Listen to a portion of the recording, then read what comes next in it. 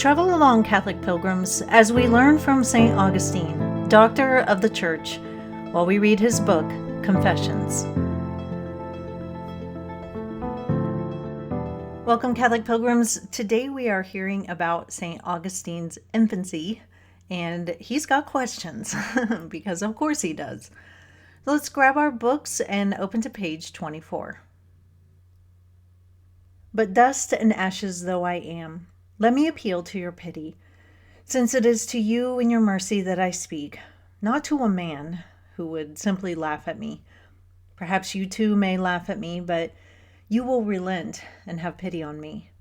For all I want to tell you, Lord, is that I do not know where I came from when I was born into this life which leads to death, or should I say, this death which leads to life. This much is hidden from me, but although I do not remember it all myself, I know that when I came into the world, all the comforts which your mercy provides were there ready for me. This I was told by my parents, the father who begat me and the mother who conceived me, the two from whose bodies you formed me in the limits of time. So it was that I was given the comfort of woman's milk. But neither my mother nor my nurses filled their breasts of their own accord, for it was you who used them, as your law prescribes, to give me infant's food and a share of the riches which you distribute, even among the very humblest of all created things.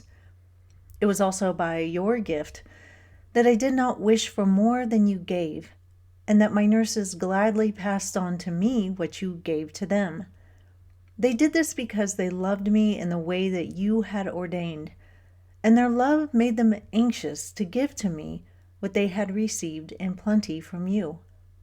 For it was to their own good that what was good for me should come to me from them, though, of course, it did not come to me from them, but through them, from you, because you, my God, are the source of all good, and everywhere you preserve me. All this I have learned since then, because all the gifts you have given to me, both spiritual and material, proclaim the truth of it. But in those days all I knew was how to suck, and how to lie still when my body sensed comfort, or cry when it felt pain. Later on I began to smile as well, first in my sleep, and then when I was awake.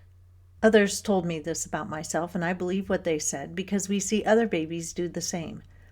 But I cannot remember it myself.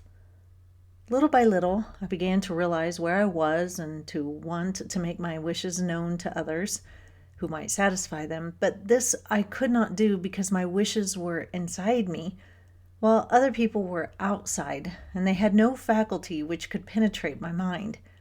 So I would toss my arms and legs about and make noises, hoping that such few signs as I could make would show my meaning, though they were quite unlike what they were meant to mime. And if my wishes were not carried out, either because they had not been understood or because what I wanted would have harmed me, I would get cross with my elders, who were not at my beck and call, and with people who were not my servants, simply because they did not attend to my wishes. And I would take my revenge by bursting into tears. By watching babies, I have learned that this is how they behave. And they, quite unconsciously, have done more than those who brought me up and knew all about it to convince me that I behaved in just the same way myself. My infancy is long since dead, yet I am still alive. But you, Lord, live forever, and nothing in you dies, because you have existed from before the very beginning of the ages, before anything that could be said to go before. And you are God and Lord of all you have created.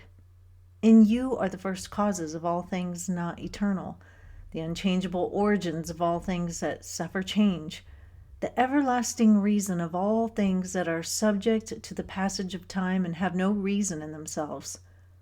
Have pity then on me, O God, for it is pity that I need. Answer my prayer, and tell me whether my infancy followed upon some other stage of life that died before it. Was it the stage of life that I spent in my mother's womb? For I have learnt a little about that too, and I have myself seen women who were pregnant But what came before that, O God, my delight? Was I anywhere? Was I anybody? These are questions I must put to you, for I have no one else to answer them. Neither my father nor my mother could tell me, nor could I find out from the experience of other people or from my own memory. Do my questions provoke you to smile at me and bid me simply to acknowledge you and praise you for what I do know? I do acknowledge you, Lord of heaven and earth, and I praise you for my first beginnings, although I cannot remember them.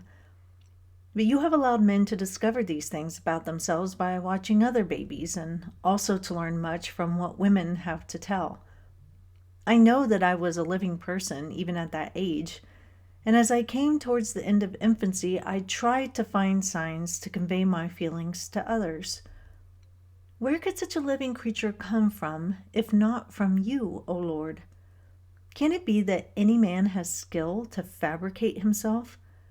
Or can there be some channel by which we derive our life and our very existence from some other source than you? Surely we can only derive them from our Maker, from you, Lord, to whom living and being are not different things, since infinite life and infinite being are one and the same. For you are infinite and never change. In you, today never comes to an end, and yet our today does come to an end in you, because time, as well as everything else, exists in you. If it did not, it would have no means of passing. And since your years never come to an end, for you they are simply today. The countless days of our lives and of our forefathers' lives have passed by within your today. From it they have received their due measure of duration and their very existence, and so it will be with all the other days which are still to come. But you yourself are eternally the same. In your today you will make all that is to exist tomorrow and thereafter, and in your today you have made all that existed yesterday and forever before. Need it concern me if some people cannot understand this? Let them ask what it means and be glad to ask, but they may content themselves with the question alone. For it is better for them to find you and leave the question unanswered than to find the answer without finding you. What is your earliest memory? My earliest memory is from when I am 2 years old. I'm in my house in Iola, Kansas, and I'm in my parents' bedroom. I can only remember just a little bit of the room. I can remember the windows, and I remember on this particular day, in this particular memory, that I was looking in my mom's jewelry box. And that's it. That's my earliest memory. Completely insignificant, and I've wondered many, many times why that is my earliest memory. Of all the things I could remember, why that? And then I have just a few scattered, vague memories until I turn 4. And then the memories start to be more sustained and vivid.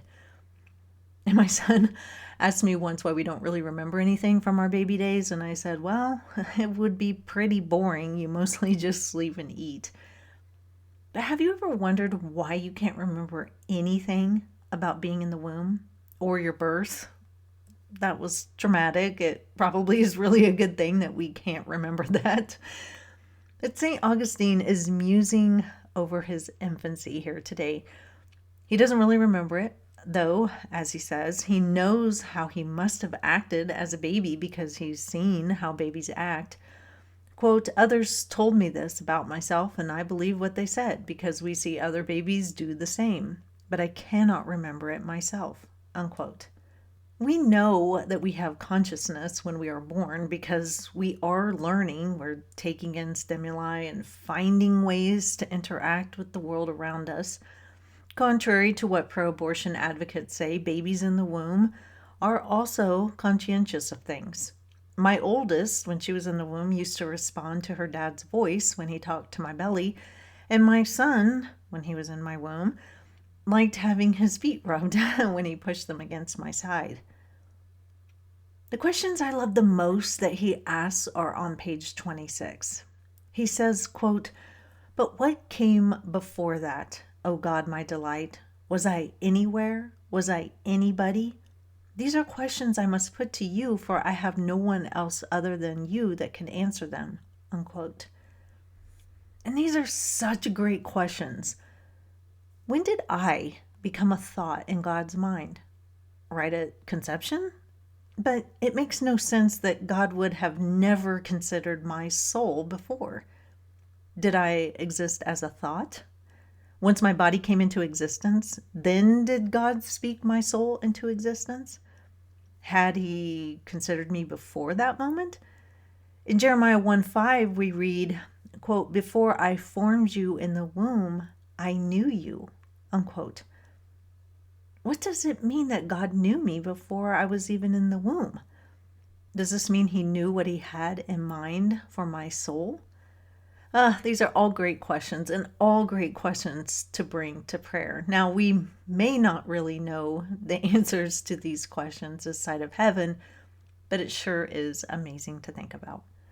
But we will have to leave it there for today, Catholic Pilgrims. I will see you back here soon, and until then, live the faith boldly and travel well.